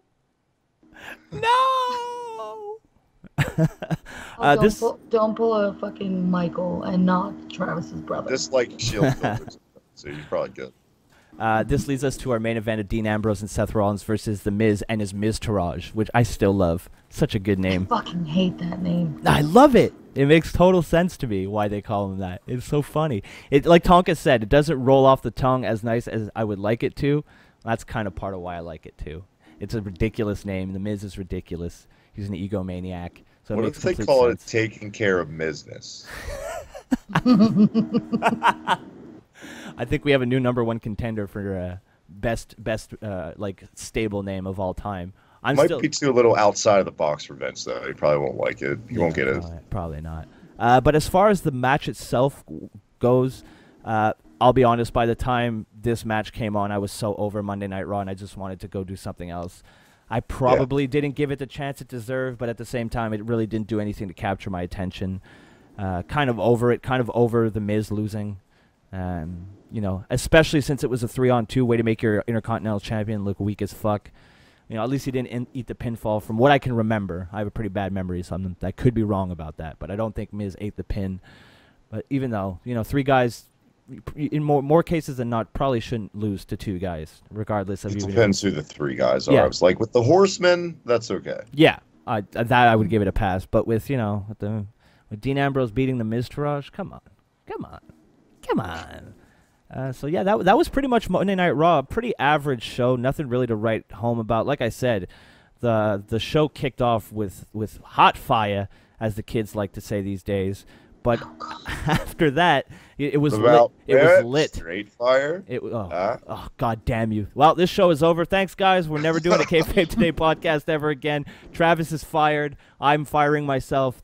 Thanks for the support. Fuck everyone. No, but just trying to fill the void of lovely Robbie. Yeah. No, we don't need you to fill that. Let me not be triggered for a couple weeks until he comes back, and then apparently Eric doesn't want his void filled. Because you stream so long today with Tonka. Yeah. Oh, that's nice. You have compassion for me talking all morning. I like that. My life is so hard. I'm a snowflake. Like Kathy Lee Gifford over here talking all morning with a cup of Java. Sorry. Kathy Lee Gifford. Nice topical reference. Nice dad reference, you fuck. So that was Monday Night Raw. Like nothing too special. It started off really strong and pretty much was downhill all the way. Basically till the end. There was that little upswing with Bayley and Sasha Banks. But really, besides that, big time this week for Monday Night Raw. But, we'll be right back in just a few seconds here. But before we get there, that's right, you guys know the drill. You're going to hear a Shining Wizards ad. I don't know which one I'm going to pick. I have like 5 of them. But that's the suspense. All right? So stick back. We'll be right back. Here, listen to an ad. I really don't know why I got high-pitched there. I really need more sleep. If you're not tuned in to the Shining Wizards, listen to what some of our fans have to say about the show. Yeah, the Shining Wizards, they're the best. I listen to them every Wednesday night. Tuesday night? Oh, I don't give a fuck. I don't listen to them anyway. Tune in live every Tuesday night, 7 p.m. East, rantemradio.com. It's the Shining Wizards, where it's wrestling talk and talk about wrestling. Et nous sommes de retour. Haha, a little French there. I've never done that before on the show, and we're back for those of you who don't speak French. The official... Canada Post. I hovered over an ad, and now it played. So you got a little Canada Post advertisement there for free. Was that a Kira Tozawa chant thrown in there at the end? What was that? No, it was... I heard a on the website. Well, the was me. No, leave the Akira chants to me, even though they creep Logan the fuck out. No, because for some reason on this, well, not for some reason, there's ads on this website where I'm reading the Raw and SmackDown recap, and they have ads on it, and if you hover the mouse, they start playing. So I hovered. You on Bleacher Report? No, I'm not. I'm on 411 Mania. Oh. Because I know Bleacher Report does that too. Yeah, and it's annoying because I do it once a week on the podcast. I never remember if it picks up, so people might not even know what I'm talking about right now. I just yelled for no reason. But my mental disorders aside, here are your SmackDown official results. Shinsuke Nakamura defeated Baron Corbin at 9 minutes and 22 seconds because Baron Corbin has the money in the bank, so why would he win a match? Charlotte and Becky Lynch defeat Tamina and Lana at 4 minutes and 30 seconds. Via pinfall. My God. Ty Dillinger and Sami Zayn defeated Mike Kanellis and Aiden English at 6 minutes and 2 seconds via pinfall. And your main event, a U.S. title match. It never happened, okay? There was no main event on SmackDown. Yes, there was. That jobber from the Indies, nobody, who never beat anybody of note. AJ Styles defeated Chris Jericho and champion Kevin Owens at 14 minutes and 11 seconds to become the pathetic face of America. I love talking shit on Styles because, like, if you've listened to me talk for more than 2 seconds, everybody knows I'm a huge AJ Styles fan. But people on Twitter who don't know me, they get so triggered when I'm like, who the fuck did Styles ever beat to even belong in the ring with Kevin Owens? And then I get these angry tweets like, are you serious? You don't know who AJ Styles is? It's like, no, I have a wrestling podcast, but I've never heard of the kid. Who is he? Has he ever done anything? I salute those people for making me feel better about myself at the end of the day. I love those people. Those are my favorite people. The show kicks off with the only way you kick off a show, Kevin Owens talking. He said he feels that right now he's the U.S. He says he's very happy right now to be the face of America and the United States of America champion once again. He proved that if your heart is pure and you're a good person, good things will happen to you. I love it. And the guy who wrote this is brilliant. He can now defend the title with the pride and honor it deserves. And I thought I had my American hero. I canceled my application to become an American after AJ won the title, and then immediately when Owens won it back, I reinstated that application, and now I had to. Well, we'll get to that later. But I have no American hero now, and I'm very upset. He's reinstating the United States Open Challenge next week, and there's no way in the world he would defend his title in front of Hicks in Virginia. Now AJ Styles, I know, right? AJ Styles comes out and he says that last night Owens was the better man. Finally, Styles says something of substance. But Styles says he wants his rematch for the title. Owens says he won't defend the title tonight. And then out of nowhere, the return of Chris Jericho, which I hate. It was ruined for me because I didn't watch SmackDown Live. And Kenton, who's been on the show before, was being a little trolly troll. Because I said something negative about SmackDown. I was like, I'll watch SmackDown some other time. Who cares? And then he's like, Chris Jericho. And I'm like, God damn you. Was it Chris Jericho or was it a 13-year-old girl from a makeup tutorial? What was with the headband? Can I say it? What the fuck? I thought Bobby Lashley's was kind of like, but Jericho, whole other level. Per usual. Like, if he was a heel right now, that'd be fucking badass to get fans irritated. But I don't get it. Whatever. Travis, he's going to do his own thing. Travis was triggered by headwear. Triggered by a headband. It was like a Izzy headband. That's exactly what it is. Oh, stop it. She got to him. Stop it. So basically he came out. They did their Kevin Owens' face when Jericho's music hit was priceless. He sold that like $1 million.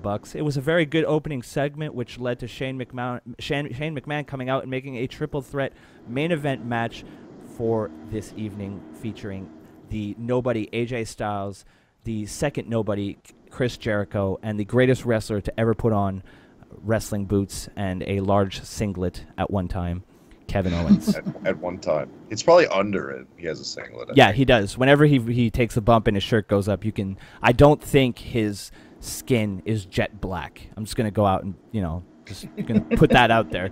Call me racist if you must, but I don't think... That's racist! Do you guys think Shane McMahon is doing a good job? Do you think enough people are bringing up how he's like a shell of himself, kind of? I agree with you. I agree with you 100%. Is it just me, or he doesn't seem as invested as he was when he first came back? He seemed to have a lot more energy when he first came back. And everyone's going to say off the bat, age. I get it. I get that. Yeah. And his voice vocally, he does sound like he's aged, but he just seems like he's phoning it in, like you're saying, pretty much. I don't know. He's not the same Shane, though, sometimes. It makes me laugh it's because... like with Kurt Angle.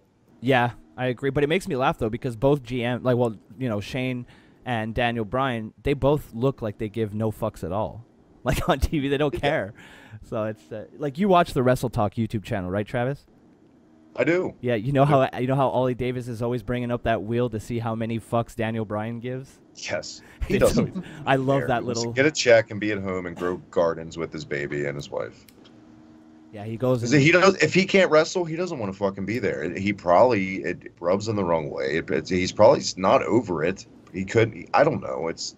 I don't think he'll ever be over it. It's so fresh to him. Yeah, definitely. Even though it's been a little while, it's still fresh. Because the guy loved... There's no denying that Daniel Bryan loved what he did, But he is a company guy. He has proven that, so shout out to him, I guess. I mean, sometimes he's cringy type person, Daniel Bryan, I'm not going to lie, but I like Bryan Danielson a lot better before I found out his everyday life with the camera on Total Divas. I like that Bryan Danielson in Ring of Honor. Yeah. That was my guy back in the day, but... See, that's why I stopped watching Total Divas, because, yes, I used to watch Total Divas. I'll admit it, no shame. Because Brian, he comes off as like a prick. It made me hate so many people when I would watch that show. Like, I saw a clip of Renee Young this week on Total Divas, just that was like going around the internet, where she got into like this argument with Lana, who was complaining that she was screaming because Lana was trying to sleep, and I felt like Renee came off like such a cunt, and I was just like, ugh, left a bad taste in my mouth. That's why I don't want to watch scripted, but it can't all be scripted. I'm sure some of them are twats. Exactly. And you know what? I hate to say this, but Renee kind of seems like she's a little bit of a brat, you know?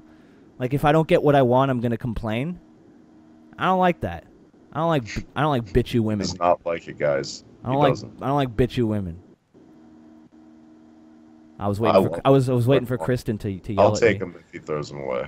I have no Well, fear. if you're acting like a bitch, you deserve equal rights and loves. There you go. Wow. How progressive. Wow. Slam tits.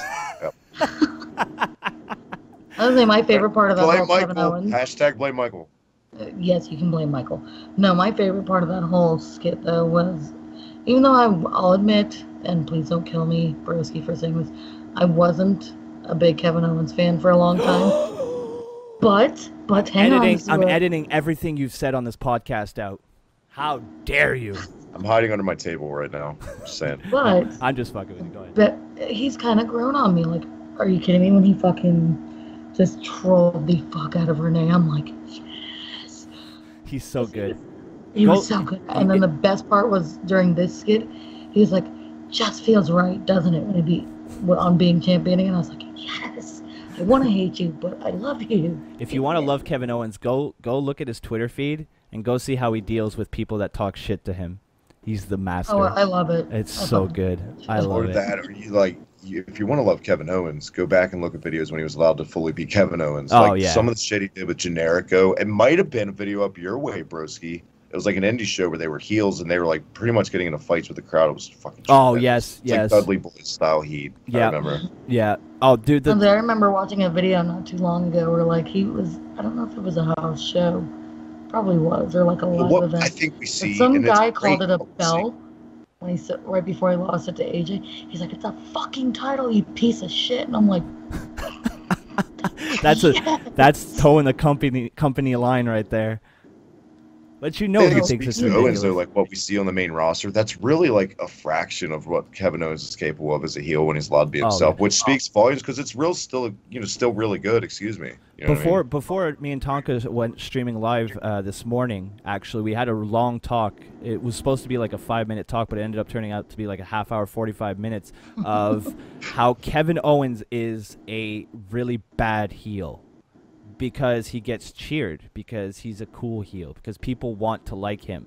And we even kind of like did this very quick, very rudimentary like booking of Kevin Owens, like the face, not the bad guy, but the good guy. And I think there's a contrast with Kevin Owens. The problem for me is that how are you going to hate a guy who wants to provide for his family, regardless of what he does? Yep. All he wants to do is provide for his family. It's Owens' fault that he's a bad heel. No. I think it's a case of. And when I say, just before I let you finish your point, and when I say bad heel, that's not a knock on Kevin Owens. It's not a knock on him at all, because he can't do what he was doing in the Indies. He just can't. He can't do it in the WWE. So it's not like I'm talking shit on. I would never dream of talking shit on Daddy Owens ever. That's right. I called him Dad. Usually I only save that for Trump. I only called Trump Daddy just to trigger people, mostly my mom. Was that you that fucking posted that picture in the group chat? Of Daddy Trump? Probably. I think it was Jim, big old cock. Yeah. Okay, no, yeah, that was definitely Jim. Shout out to Jim from Drink Beer Play Game. Get over there and subscribe. Yeah, definitely. Genuinely one of the nicest / funniest guys I talk to on a daily basis. He makes me laugh. I literally saw that picture and about puked. I'm like, oh God.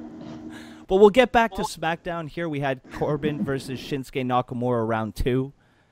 Better than their Battleground match by far, but not. I don't know. I don't want Corbin anywhere near Nakamura because that means Corbin is going to lose, and I'm so sick of this. Oh, you have the Money in the Bank.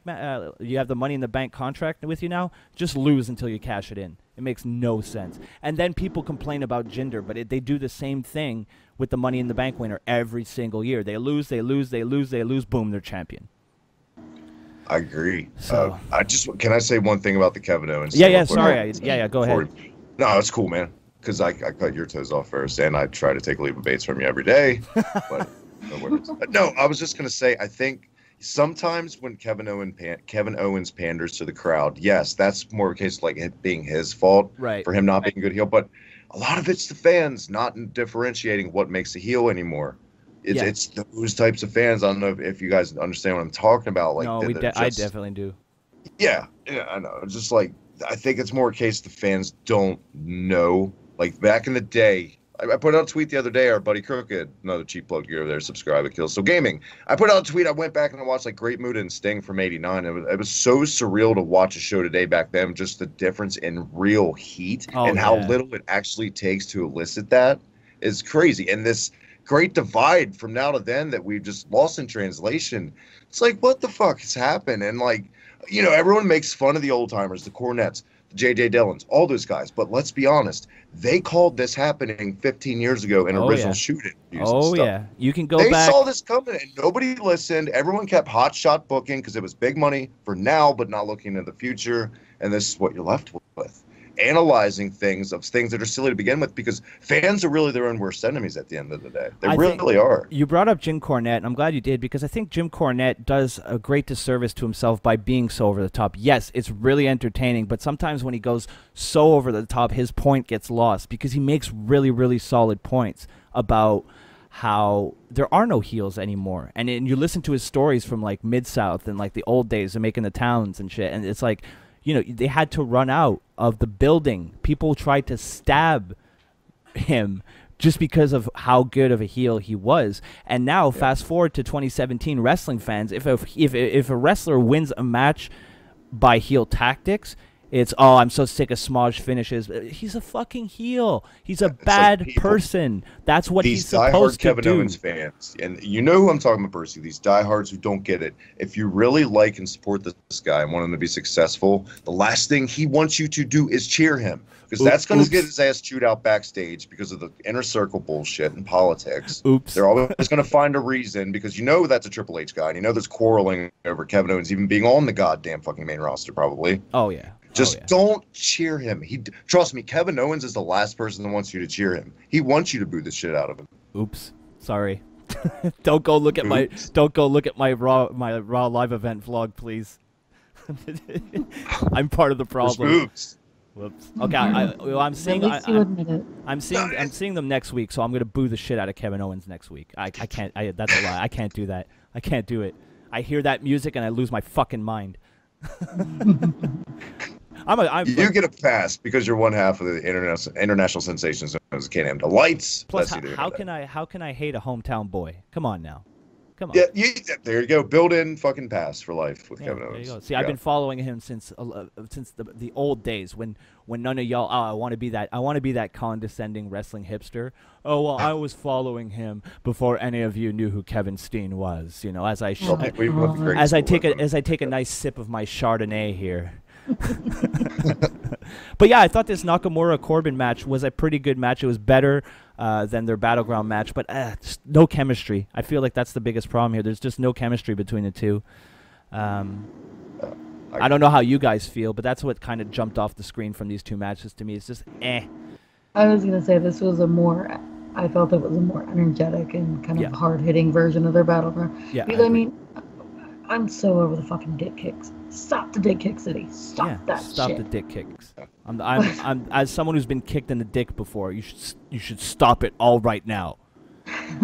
You know, put that meme. The big announcement afterwards. Well, no, that was after, wasn't it, with Cena?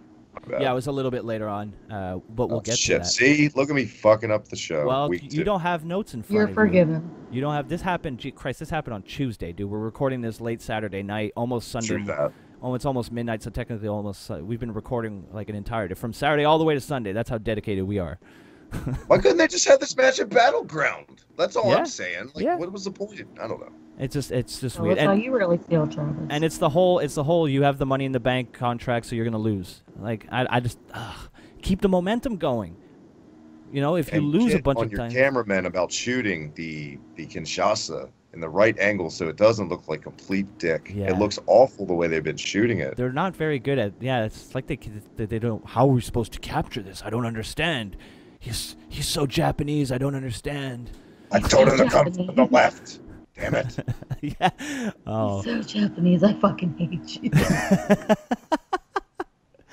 Then we go. Back to Naka. We go backstage with Naomi's getting interviewed, and Natalya talks shit about her title, which, yes, I completely agree. That title looks ridiculous. You go from the butterfly belt to the cartoon Lego light-up belt. I hate it. Yeah, okay, feel the glow. I get it. Your fucking title doesn't have to glow. It's retarded. And I'm sick of Naomi fans, to be honest with you guys. God, as much as I talk shit about Roman Reigns fans, I think Naomi's fans may be worse. She's worked so hard. Oh, I don't care. Oh, God. Everybody works hard. No, I'm saying that's them. That's always their go-to. Yeah. But she's worked so hard. Yeah. They all work fucking hard. Even your Kurt Hawkins, who you'll dismiss in 2 seconds, he's worked hard. And he's a lot better than... I can't sit here and tell you 100% that I agree, because I think she's got a lot more charisma than some of the women. It's just the stuff she's given. And yeah, I'm done with the belt. I gave it a chance too, but now this title is now coming off to me like that's their one pass to have like a excuse for like merchandise for kids as a toy or something. Like that's the one belt they can use to make that the scapegoat to get away with that. Because it's still a business. Like we always say, this is to appeal to the kids, feel the glow. I mean, the logo, I don't hate the logo. I don't like the concept. It's just stop saying feel the glow every 5 seconds. Yeah. We get it. Stop coming all over it, Vince.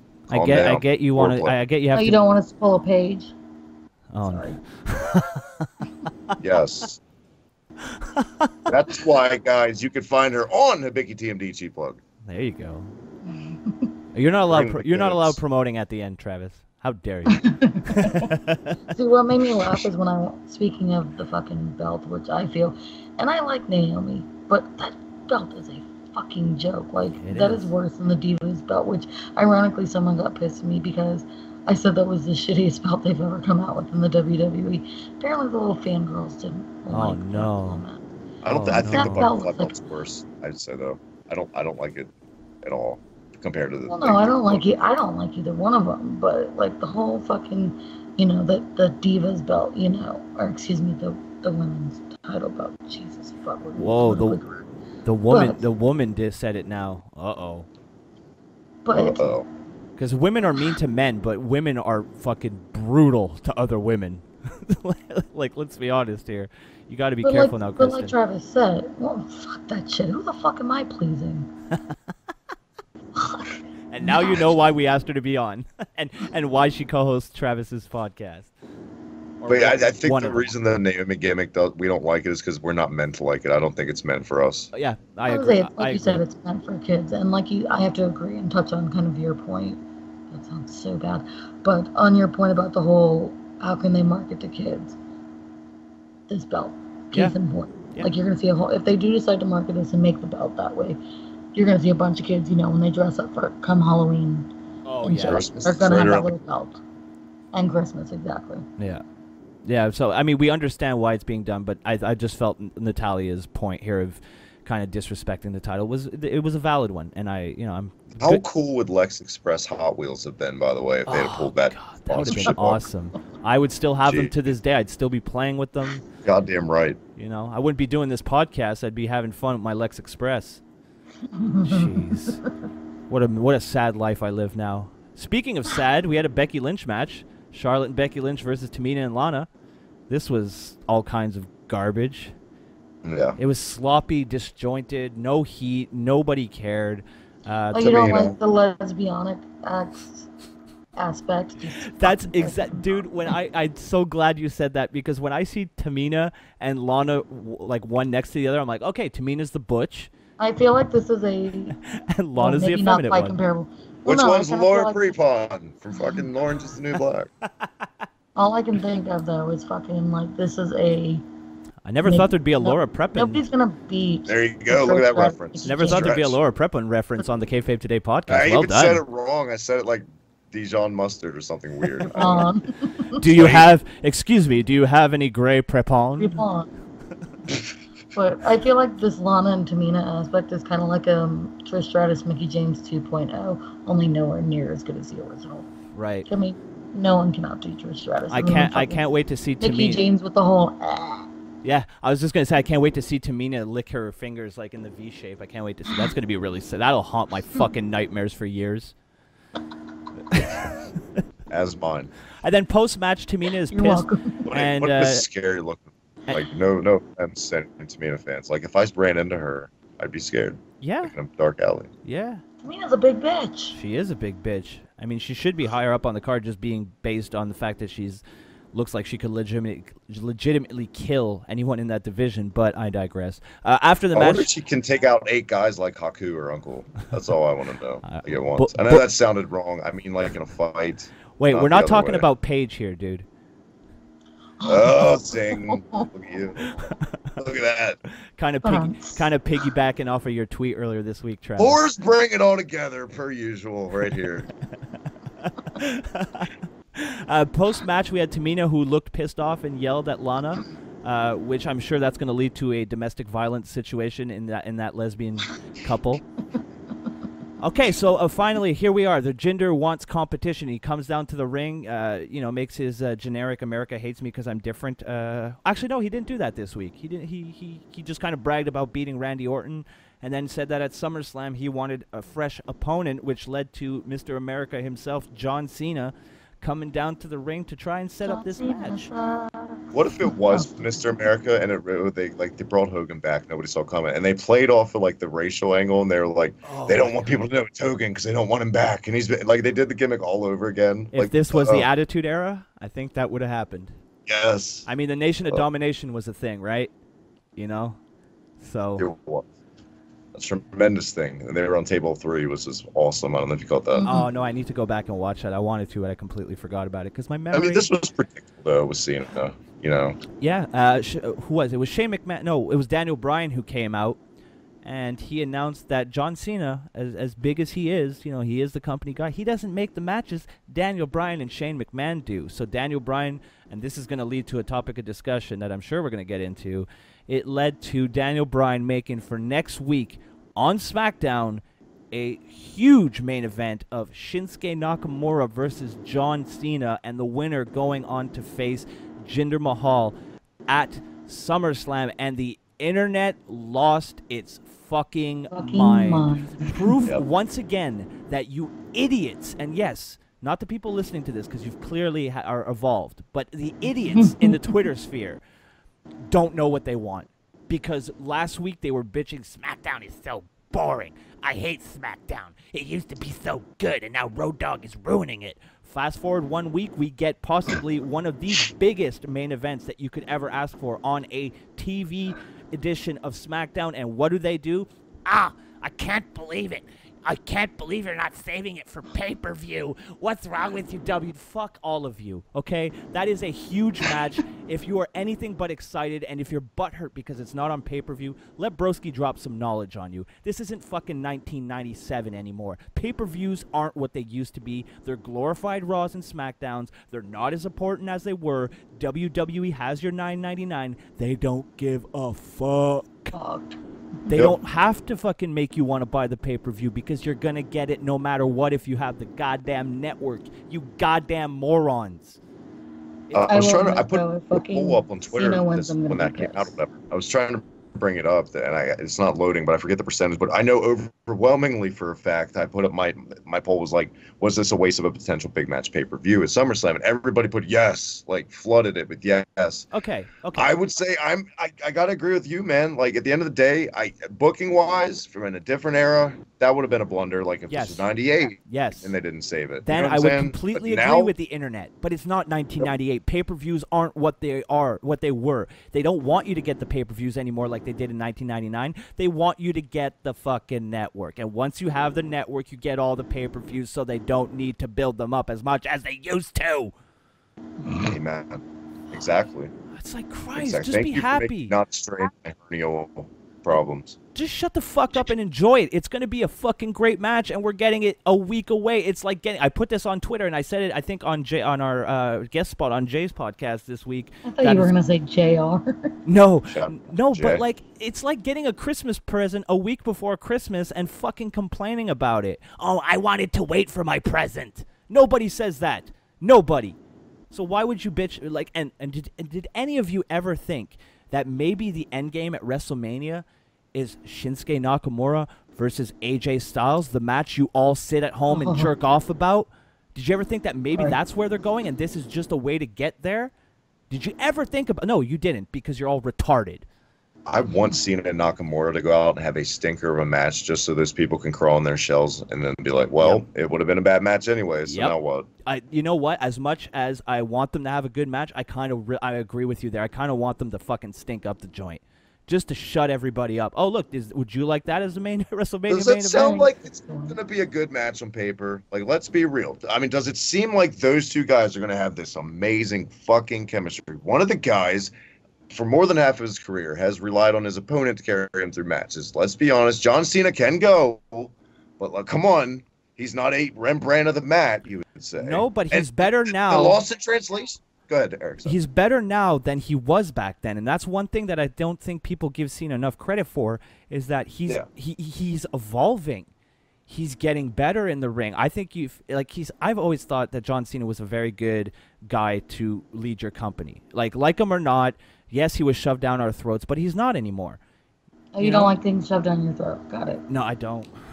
I'm the one who does the shoving around here, all right? Oh, Jesus Christ. Hey, you set me up. They did have. You set me up, and I knocked it out of the park. Come on. No, now. fair play. That was a 12-foot arc slow pitch, and I knocked the shit out of it. McGuire. Exactly. Steroids. Steroids in wrestling? What? How dare you? I would say, though, if they did have a bad match, I would say it would be more the fault of Nakamura. He has not proven that he's made the transition well. John Cena's proven. Yep. You know what I mean? If any reason there would be, I would put the on Nakamura's shoulders for not going off well. But I'll tell you what. I'm going to tune in live on Tuesday. I'm not missing that. I'm going to watch it live. Oh, yeah. So that's what they want. Exactly. That's what all these people bitching are going to do. So. Mm-hmm. So we're going to move on from that before my fucking head explodes. We got Ty Dillinger and Sami Zayn versus Mike Kanellis and Aiden English. You know what? I'm a fan of Aiden English singing. I like it. No, just me. Kristen can vouch for me that I've had the Power of Love stuck in my head since we recorded Cruise Control on like Thursday. I don't know why that fucking song is stuck in my head, but their theme song, that happens sometimes. The Kanellises? Yes. It's embedded. I can't get it out. I'm going insane. Kill me. They make me want to kill myself sometimes with how they play. Like, I get it. That's the point, and they're good at what they do. But I got into some beef with Mike Kanellis a couple years ago, and I've never recovered from it. And I don't like him. He is a Kid Rock loving, Trump toting kind of guy. Oh, he's for daddy? Good for him. I love him now. Yeah. Make Canada great again. Oh, God. I think he was in a Kid Rock music video, actually, with Maria. Oh, yes, he was. You're right. I don't remember what song, but I know you're right. You know what? I was kind of surprised. I kind of like the tag team of Ty Dillinger and Sami Zayn. I like them together. I could, if they'd have nothing for Sami Zayn to do and nothing for Ty Dillinger to do, I wouldn't mind seeing a tag team, seeing where they go. I mean, they need tag teams desperately. You got the New Day, you got the Usos, and then you got the Fashion Police, which, by the way, I love those guys. God, they're so good. I fucking love Tyler Breeze. They broke up DIY to make Ty Dillinger and Sami Zayn a tag team. I'm just looking at that on paper in my head real quick. Yeah. Oh, that's going to translate. But I don't think you can deny that DIY breakup, even though a lot of people saw it coming, was executed pretty damn well. But it was red hot, and they didn't even give it legs to stand on it because they didn't even fucking put it on the main. I don't know. That could have been bad though. They could have fucked it up too on the other. Yeah. So. We go here. Oh, and speaking, because I fucking bought a DIY shirt, and that kind of pisses me off. Oh, it's like those people that bought the Y2AJ shirts. Y2AJ. Jericho shirts. Jericho. I like Jericho actually. I did too. I haven't thought about that team in a long time. I did too. We got a New Day who wants to celebrate their title win that happened at Battleground, and I really like this. As Big E was doing the typical New Day intro, you heard that they got attacked, and then the Usos tossed them out in front of everyone to see and laid down a significant beating on the New Day, getting their heat back. My favorite part of the show was this. Smart fucking booking. Smart fucking booking. Am I the only one that laughed when the Usos fucking just took Kingston and went right into the LED board? Yeah. This was another case, exactly what we were saying earlier, of 2 against 3 and making the 2 look dominant. This was done right because they jumped him from behind. And you think about it logically, this is the perfect way to book it with a heel attack. But it's taken them this long to book this. You would think, I don't know. Do you think they would have done this a year or so ago? But, it caught me off guard and then grabbed my attention. And shout out to them for this segment. It was the best part of the show. Yeah, I agree. I mean, it's better late than never, I guess, when it comes to the Usos, right? Exactly. So I think we're all fans of this segment. And I'm with you, Travis. This was probably my favorite part of SmackDown as well. Because the main event, the Usos. I never thought I would be into the Usos so much, but I am, man. Yeah, I look forward to seeing them every single week. I'm right there with you. I could see them getting a release, and I could totally see them in Bullet Club with Tama Tonga, by the way. I could see that happening if they ever left. Yeah, I guess. Yes, yeah. Please. I wouldn't be against that. And that leads us to our main event that never happened. So thanks, guys, for listening. We'll talk. Kevin Owens is still champion. We'll talk to you guys next week. We had champion Kevin Owens versus AJ Styles versus Chris Jericho. Now, AJ Styles proved once again that he is nowhere near Owens' level because he needed Owens to take out Jericho. As Owens was going for the pin, Styles came out of nowhere, pushed him off, tossed him out of the ring, pinned Chris Jericho 1, 2, 3 to become the new United States of America champion. At least you didn't pin Owens. There you got validated a little bit. And let's just talk about that for a second. Big props to Chris Jericho coming back and immediately doing the job, putting another guy over. I mean, oh yeah.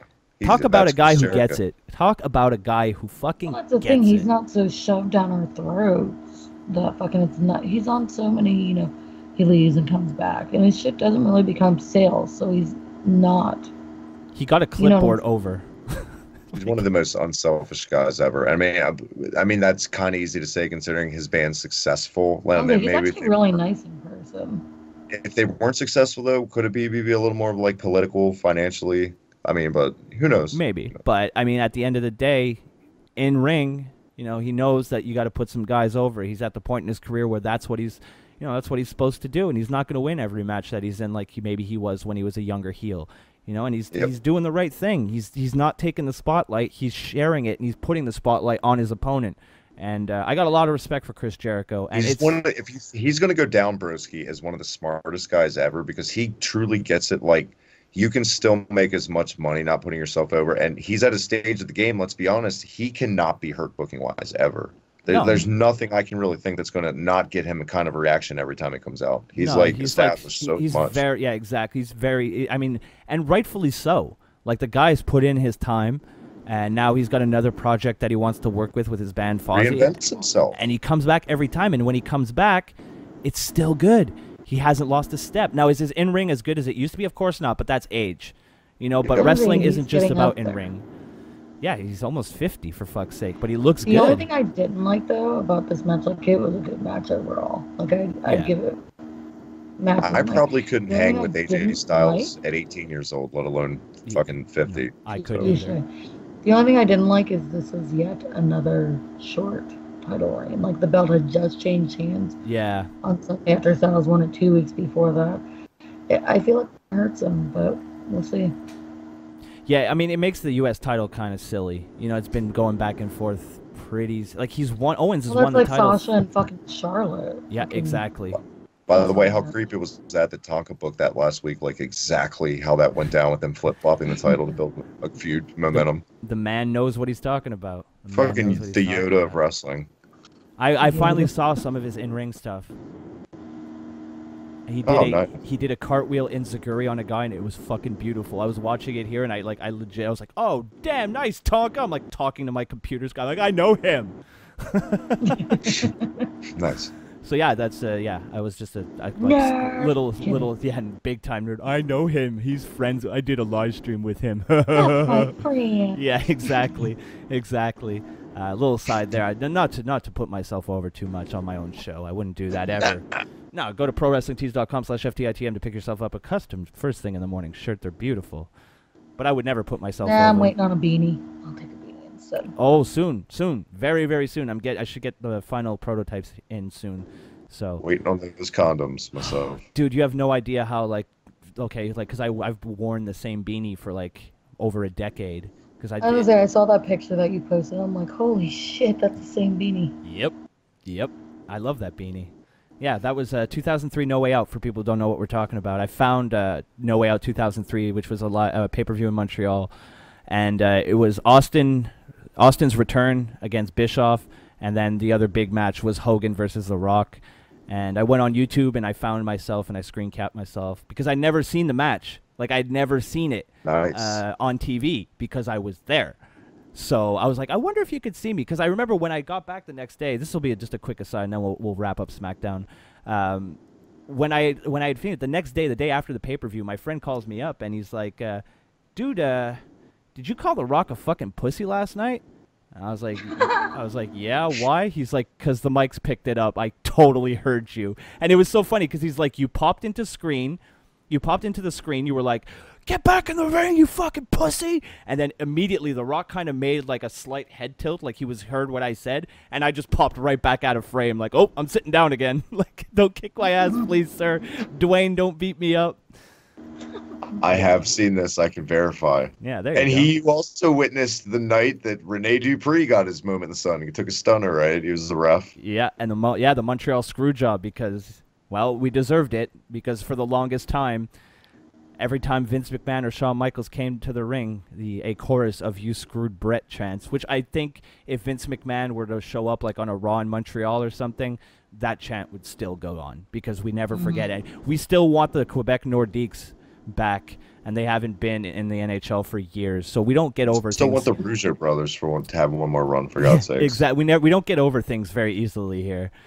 So we live in the past here. We're They very never got the gold, man. You're We're never very- going to live it down. No, we're very bitter people about that. Even But though you back probably to hate Jacques Rougeau with the passion. yeah, I'm not a big fan of his either. But after back to this match, I thought it was a very solid match overall. Even though the nobody AJ Styles won, I thought it was a good match. Like you, Chris, and I do feel that hot shotting the title back and forth does hurt it. But hopefully AJ can hold on to it for a while and won't just go back to Owens in a week or two. But yeah, that was SmackDown this week. Much better show than Raw. Much better SmackDown than the previous couple weeks SmackDown that we've been getting. I felt like Road Dogg took a lot of shit on Twitter and then thanked people that were defending him, which, by the way, if you're in the public eye, don't do that. You just look like such a beta male. Oh, thank you for defending me against a nameless troll. Oh, thank you so much. That really hurt my feelings. Shut the fuck up. Post-match, however, Owens throws a fit, Bret Hart style, which was very nice for me to see. I loved it. Starts throwing monitors, gets angry, and he demands that his rematch with Styles be next week. And then he'll get his title back, and that's how SmackDown ended this week. So I'm going to go to you, Kristen, first. Who did you think? Raw or SmackDown? Which was your show of the week? Between the two, I'd probably have to go with SmackDown. Yeah, I'm going to have to go with that. And you, Travis? SmackDown all night long, baby. Once again, SmackDown wins it for the week. Better show than Raw. Raw was good at the start, kind of fizzled out. Then we had Apparently nobody likes it Raw. Oh. What a naughty joke. How dare you? We never make those kind of jokes here on the Kayfabe Today podcast. Sorry. We found our valet. We Not a can't have the lady. lights. There you go. Oh, yeah, there you go. Do you want to be the valet for the Can-Am Delights? I will take that title. I will Make take our that up. robes. Well, she is the first lady of Slam Pigs, so it makes sense. Indeed. So, Kristen, thank you very much for coming on to the show. Where can people find you on the internet, and what do you do there? Yeah, because I totally did not plug myself in the very beginning of the show. Oh, but this is my favorite part of the show, where we talk about ourselves. Well, I'm not gonna It's share beta mine. time. It's not Vader time. It's beta time. If you would like to follow me, No, none of this if you. Follow her at... okay, you can follow me, or you're going to follow me. Let's rephrase that. There you You're go. going to follow me on Twitter at MissMarch89. You can also check me out on Cruise Control with Travis. And right now, I mean, that's really all I can plug. I am eventually going to try and get my own show on what I haven't figured out. But hopefully sometime coming up soon. Hopefully. Good, and we'll keep you posted on that. Travis, my loyal co-host, what have you been up to? What's coming up on your channel? What can we expect from the Hibiki TMD? Well, I'm going to try to plug it like Tonka. You can find me doing the things on the YouTubes. No, you can follow me on Twitter at the Hibiki TMD. As always, you must follow me, I guess, according to Bursky. And Slam Pigs Podcast, the reset button, Slam Pigs Cruise Control, all the goodness. We got you covered if you're into 205 Live, all two of you. If you're into games, check us out at Hibiki You TV say all on YouTube. two Hit of that you. Yeah, like he and did. subscribe. I love how he slid that in. If you're into 205 Live, all two of you. It's get over there. New episode just dropped today. Another cheap plug, but it's that time anyway. So beta time once again, man. Thank you for having me back. Always a pleasure, my friend. Yeah, no problem. And I'm going to be on, I'm starting with Logan. I'm going to be on the Futures of Wrestling podcast. The link will be down in the description to get on that channel. So definitely go hit that subscribe button. Show Logan some love. Hard-working chap. And I'm looking forward to doing a little show with him here coming up. I think we're recording tomorrow. The first episode of us together. I think that's what's going down. So that's all I'm going to promote this week. If you want to support first thing in the morning, it's greatly appreciated. You can do so in two ways. First way is prowrestlingtees.com/FTITM, and the other way is patreon.com/FTITM. So for my co-host Travis and our very special guest Kristen, the First Lady of Slam Pigs, this has been the Kayfabe Today podcast. Thanks for being on, guys. Until next week, stop fucking complaining. I was all night long, broken glass, living in a medicine chest. Mediterranean hotel back, started calling